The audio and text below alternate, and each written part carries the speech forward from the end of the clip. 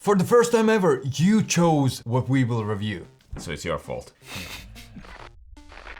This is the review for the board game Villagers of Oak Dell, the good and bad about it. By the end of this video, you will know if this game is Oak A. Yeah, no? No. We have 6 burning questions that we will answer about this game, but before we do that, what is it all about? It's on the box. Just tell us. Could you stop just making up some things? You could just tell us. It would be much quicker. We would go home much quicker. You already are home. You would go home. In Villagers of Oak Dell, you get your own village. And in this village, you'll be building roads, building buildings. That's in the expansion, I think. Digging mines, chopping down trees, building knights to protect your village. So many different things, when in fact this is a simple roll and write game. You just have to score the most points at the end of 12th round, and you can do that by doing all the things you just listed. You roll 4 dice, and you place them on this sheet where they are connected to actions. And you can choose any of those dice. For example, this, you get wood resource. Whatever icons you pick, you fill those icons here on the map. Or cross out, or circle, whatever strikes your fancy. You just add up points for certain buildings, for objectives that you might have completed, minus points for all the invaders that come to your village. How do invaders come into this village? It happens just like in any other period in history when you roll a 1. And that's gonna give you minus points unless you recruit knights to protect against it. You roll, you write, and you score points and hope you win. Roll, write, and repeat. The version we have here is a prototype of Villagers of Oak Dell. So in the final version, there might be some changes from the one you see here. Like a campaign! Possibly. Maybe, possibly. And we're gonna talk a lot more about this game, so we should jump to the first question, which is... Who would you buy it for? 3, 2, 1... First timers. New to RRR games. I'm gonna use this as a genre now. This game is really good if you're new to roll and write. Yep. So you haven't played all the Adrian balls and the big ones. It's a very simple game, it's straightforward. But it's not a bad thing, especially if the only roll and write you've played is like Yahtzee or Welcome to. It's easy to teach, it's easy to get to the table. All those actions will feel good. What are the good things about this game? What attracted my attention to this in the first place are the visuals. I love the box art, I love these. And that's very important, especially when we said if you're starting out in this genre and you're like, do you want to try clever? And you look at that artwork, that looks like a crazy spreadsheet exercise that you don't want to get into it. Here, it's just very welcoming, it's calm, it's super simple, yet gorgeous, so the visuals are really nice. So, it's quite quick. Nice.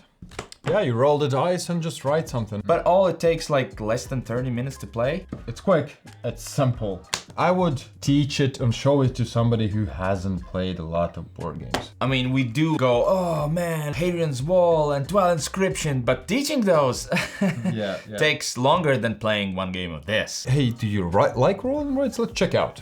Not knowing, in some of the roll and writes, you can see that somebody's doing so much better. But here, you don't really know. First of all, a lot of points are only gonna be counted at the end. And this is a multiplayer solitaire game, essentially. The only interaction comes from these goals. If somebody accomplishes it first, he gets 9 points, everybody else gets 5. For me, it feels like a good thing, especially if I'm introducing this genre. It's better that we don't mess up each other's game directly. For me, number 1 is choices. Do I want to build up houses? Do I want roads? Or which way to go in the mines? Choices are simple, easy to get, yet I still stumble sometimes and feel like, this would be cool, this would be cool. And that's what you want from roll and write.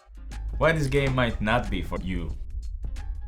Number 1, it's another roll and write. If you have played tons of them, then I don't think you will find anything exclusive, anything unique here. It's something that just takes really good parts of a roll and write, meshes them together here, and it's a nice game for somebody who hasn't played a lot of roll and writes. There's nothing that will wow you. We have played so many roll and writes at this point. Great ones, bad ones, and this one is in the middle. You won't find here something that like, oh, this is so freaking amazing, let's go again. Yeah, my first thing is exactly that. I'm gonna put it down here. Under paragraph of yours is the dice. Yeah, they're different colors. You roll them and you put them on different things, but they all have the same actions. You can build roads with the yellow die. You can build roads with the green die. Guess what? You can build roads with the black die. So they don't feel distinctly different. I never go like, oh, come on, green 5. No, I don't really care. That could have been the most unique part of this, yet isn't varied enough. I think they chose to just go the simple way, Like safe yeah. way. My next thing is, it's even lower than there. It's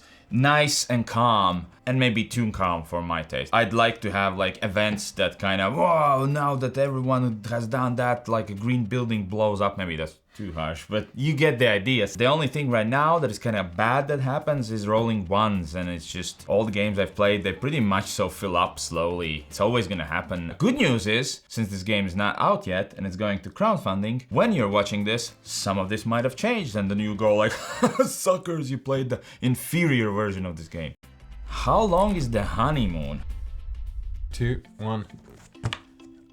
I need something to work towards. Because I played this game now that many times that I kind of know what I want to do, and the dice don't matter too much what I will go towards. It's getting samey. But they do promise that there's gonna be a campaign. It's a place I'd like to visit once in a while, but not really live. It's fine once in a while to teach to somebody, but it's not gonna be a game I'm going to pick to play in my free time. And again, that comes from the perspective that we've played too many roll and writes and have ruined our tastes. So we might have just spoiled ourselves. I said spoiled, not soiled, right?